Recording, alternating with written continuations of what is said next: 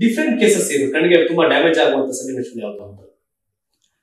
ತುಂಬ ಕಣ್ಣಿಗೆ ಡ್ಯಾಮೇಜ್ ಆಗೋರು ನಾವು ಮುಂಚೆ ನೋಡ್ತಾ ಇದ್ದಿದ್ದ ಕೇಸು ಡಯಾಬಿಟಿಕ್ ರೆಟಿನೋಪತಿ ಅಂತ ಬರ್ತಾ ಇತ್ತು. ಬರೀ ಶುಗರ್ ಇರೋರಿಗೆ, ಬಿ ಪಿ ಇರೋರಿಗೆ, ತುಂಬ ಮೆಡಿಸಿನ್ ಯಾರು ತಗೊಳ್ತಾರೆ ಅವ್ರಿಗೆ ಡಯಾಬಿಟಿಕ್ ರೆಟಿನೋಪತಿ ಅಂತ ನಾವು ನೋಡ್ತಾ ಇದ್ವಿ. ಬಟ್ ಒಂದು ಅವ್ರಿಗೆ ಸಮಸ್ಯೆ ಇರ್ತಾಯಿತ್ತು, ಬಂದಿದೆ ಅಂತ ಹೋಗ್ತಾ ಇದ್ದು, ಓಕೆ. ಬಟ್ ಇವಾಗ ಏನಾಗಿದೆ, ಮಕ್ಕಳಲ್ಲಿ ಕೂಡ ಪ್ರಾಬ್ಲಮ್ ಬರ್ತಾ ಇದೆ. ಮಕ್ಕಳಲ್ಲಿ ಕೂಡ ಇರೋದ್ರಿಂದ, ಯಾಕೆಂದರೆ ಎಲ್ಲ ಆನ್ಲೈನ್ ಕ್ಲಾಸ್ ಇರ್ಬೋದು, ಕೆಲವು ಟೈಮು ಈ ಲಾಕ್ಡೌನ್ ಮುಗಿದಾದ್ಮೇಲೆ ಇನ್ನೊಂದು ಅದೇ ಎಲೆಕ್ಟ್ರಾನಿಕ್ಸ್ ಡಿವೈಸ್ಗೆ ಜಾಸ್ತಿ ಅಟ್ಯಾಚ್ ಆಗಿರೋದ್ರಿಂದ, ಗೇಮ್ ಇರ್ಬೋದು, ಮೊಬೈಲ್ ನೋಡೋದು ಜಾಸ್ತಿ ಎಲೆಕ್ಟ್ರಾನಿಕ್ಸ್ ಡಿವೈಸ್ಗೆ ಅಟ್ಯಾಚ್ ಆಗಿರೋದ್ರಿಂದ ಸೊ ಏನಾಗುತ್ತೆ, ಔಟ್ಸೈಡು ಆ್ಯಕ್ಟಿವಿಟಿನೇ ಇರಲ್ಲ. ನೀವು ನಿಮ್ಮ ಏಜ್ ನಮ್ಮ ಏಜಲ್ಲೆಲ್ಲ ನಾವು ಆಟ ಆಡ್ಕೊಂಡು ಸ್ಕೂಲ್ ಬಿಡ್ತು, ಊಟ ಆಯಿತು, ಮನೆ ಆಯಿತು, ಆಟ ಊಟ ಪಾಠ ಹಿಂಗೆ ಇರ್ತಾಯಿತ್ತು. ಬಟ್ ಇವಾಗ ಹಂಗಿಲ್ಲ. ಮ್ಯಾಕ್ಸಿಮಮ್ ಅಪಾರ್ಟ್ಮೆಂಟಲ್ಲಿರಲಿ, ಮನೇಲಿ ಇಂಡಿವಿಜುವಲ್ ಇರಲಿ, ಎಲ್ಲೇ ಇರಲಿ, ಮನೆ ಒಳಗಡೆ ಇರ್ತಾರೆ ಮಕ್ಕಳು. ಆದಷ್ಟು ಮಕ್ಕಳು ಆಚೆ ಬೆಳಕಲ್ಲಿ ಇರಬೇಕು. ಬೆಳಕಲ್ಲಿ ಬಿಸಿಲಿಗೆ ಬಿಡಬಾರ್ದು, ಬಿಸಿಲಿಗೆ ಹೋದಷ್ಟು ಒಳ್ಳೆಯದು. ಬಿಸಿಲಿಗೆ ಹೋಗಿ ಕಣ್ಣಿನ ಆರೋಗ್ಯದ ದೃಷ್ಟಿಯಿಂದ ಹೌದು ಬಿಸಿಲಲ್ಲಿ ಆಟ ಆಡಬೇಕು. ಮ್ಯಾಕ್ಸಿಮಮ್ ನೀವು ಆಚೆನೇ ಬಿಡಲ್ಲ. ಮ್ಯಾಕ್ಸಿಮಮ್ ಏನು ಮಾಡ್ತಾರೆ ಪೇರೆಂಟ್, ಆಚೆ ಹೋಗ್ಬೇಡ ಮನೆಯಲ್ಲೇ ಇಟ್ಕೊಳ್ತಾರೆ. ಮನೆಯಲ್ಲೇ ಒಳಗಡೆನೇ ಇಟ್ಟಾಗ ಏನಾಗುತ್ತೆ, ಅವು ಡಿಫಾಲ್ಟಾಗಿ ಎಲೆಕ್ಟ್ರಾನಿಕ್ಸ್ ಡಿವೈಸ್ ನೋಡೋದು, ಮೊಬೈಲ್ ನೋಡೋದು, ಟಿ ವಿ ನೋಡೋದು, ಹಿಂಗೆ ಮಾಡಿದಾಗ ಏನಾಗುತ್ತೆ, ಅವ್ರಿಗೆ ಆ್ಯಕ್ಟಿವಿಟೀಸ್ ಕಮ್ಮಿ ಆಗುತ್ತೆ.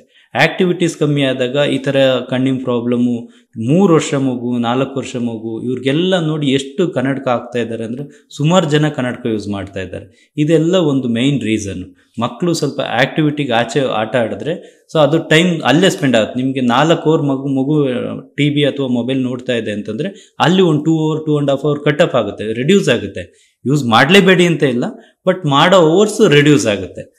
ಬಟ್ ಸಹಜವಾಗಿ ಕಾಡೋ ಪ್ರಶ್ನೆ, ಮಕ್ಕಳು 100 ಜನ ಮಕ್ಕಳು ಎಷ್ಟು ಜನಕ್ಕೆ ಸಮಸ್ಯೆ ಇತ್ತು, ಇವತ್ತು 100 ಜನ ಮಕ್ಕಳು ಎಷ್ಟು ಜನಕ್ಕೆ ಕಣ್ಣಿನ ಸಮಸ್ಯೆ ಇರುತ್ತೆ? ಮುಂಚೆ 100 ಜನದಲ್ಲಿ ನಾವು ಒಂದು 5 ಜನ ಅಥವಾ 10 ಜನ 15 ಜನ ಹೈಯೆಸ್ಟ್ವರೆಗೂ ನೋಡ್ತಾ ಇದ್ವಿ. ಇವಾಗ ನೀವು ಒಂದು ಶಾಲೆಗೆ ನಾವು ನಾರ್ಮಲಾಗಿ ಪೇರೆಂಟ್ ಮೀಟಿಂಗ್ ಹೋಗಿ ಅಥವಾ ಶಾಲೆ ಹತ್ರ ಹೋಗಿ ನೋಡಿದ್ರೆ ಒಂದು 40 to 50% ಮಕ್ಕಳು ಗ್ಲಾಸಸ್ ಹಾಕಿರೋದು ನೋಡ್ಬೋದು. 100ಕ್ಕೆ 10 ಜನ ಇಲ್ಲ 5 ಜನ ಅಷ್ಟೇನೆ ಇರ್ತಾ ಇದ್ರು. ಈಗ ಆಲ್ಮೋಸ್ಟ್ 40ರಿಂದ 50 ಜನ ಮಕ್ಕಳು ಕನ್ನಡಕ ಹಾಕಿರೋದು ನಾವು ನೋಡ್ತಾ ಇದೀವಿ. ಯಾಕೆ ಅಂತಂದ್ರೆ ಈ ಆಕ್ಟಿವಿಟೀಸ್ ಆಚೆ ಇಲ್ಲ, ಎಲ್ಲ ಇಂಡೋರ್ ಇರ್ತಾರೆ, ಎಲ್ಲ ಎಲೆಕ್ಟ್ರಾನಿಕ್ಸ್ ಡಿವೈಸ್ ಯೂಸ್ ಮಾಡೋದು. ಇದರಿಂದ ಪ್ರಾಬ್ಲಮ್ ಜಾಸ್ತಿ ಆಗಿದೆ. ಲಾಸ್ಟ್ 6-7 years ಇಂದ ಮಕ್ಕಳಲ್ಲಿ ಜಾಸ್ತಿ ಪ್ರಾಬ್ಲಮ್ ಆಗಿದೆ. ನೀವು ಹೇಳ್ತೀರಿ ಮಕ್ಕಳನ್ನ ಮೊದಲು ಆಟ ಆಡಕ್ ಬಿಡಿ, ಹೊರಗಡೆ ಹೌದು, ಒಳಗಡೆ ಇರಿಸ್ಕೊಂಡ್ರೆ ಮೊಬೈಲ್ ನೋಡ್ತಾರೆ. ಹೌದು, ಹೊರಗಡೆ ಹೋಗೋದ್ರಿಂದ ಕೂಡ ಆರೋಗ್ಯ. ಈಗ ಮನೆ ಒಳಗಡೆ ಮಗು ಒಂದೇ ಬಿಟ್ರೆ ಅವರು ಡಿಫಾಲ್ಟ್ ಆಗಿ ಏನಾದ್ರು ಕೇಳ್ತಾರೆ, ಒಂದು ಮೊಬೈಲು ಅಥವಾ ಟಿವಿ. ಮುಂಚೆ ನಿಮ್ಗೆ ಎಲ್ಲ ಏನ್ ಹೇಳೋರು, ಟಿವಿ ನೋಡ್ಬೇಡ ಕಣ್ಣಾಳತ್ತೆ.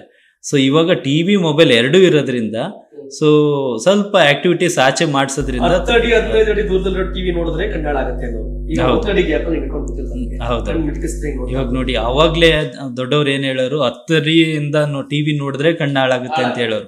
ಇವಾಗ ಜಸ್ಟ್ 1 ಅಡಿ ಅಲ್ಲ, 1 ಅಡಿಗಿಂತ ಕ್ಲೋಸ್ ತಗೊಂಡು ನೋಡ್ತಾರೆ.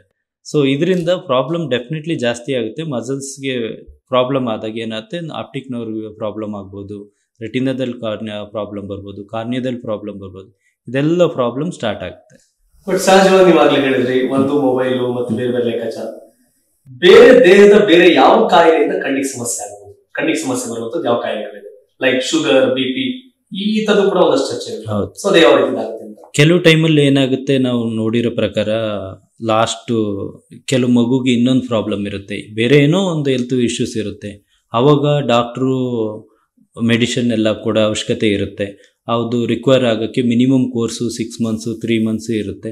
ಆ 3 months 6 months ಕೋರ್ಸ್ ಆದಾಗ್ಲೂ ನಿಮ್ಗೆ ಮುಂಚೆನೇ ನಾರ್ಮಲಿ ಈ ಟ್ರೀಟ್ಮೆಂಟ್ ತೊಗೊಂಡ್ರೆ ಈ ಕಣ್ಣಿನ ಸಮಸ್ಯೆ ಬರುತ್ತೆ, ಕಣ್ಣಿಗೆ ಪ್ರಾಬ್ಲಮ್, ಏನೇ ಕಣ್ಣಷ್ಟು ಸೆನ್ಸಿಟಿವ್ ಇನ್ಯಾವುದೂ ಇಲ್ಲ, ಕಣ್ಣು ಅಷ್ಟು ಸೆನ್ಸಿಟಿವ್ ಇರುತ್ತೆ.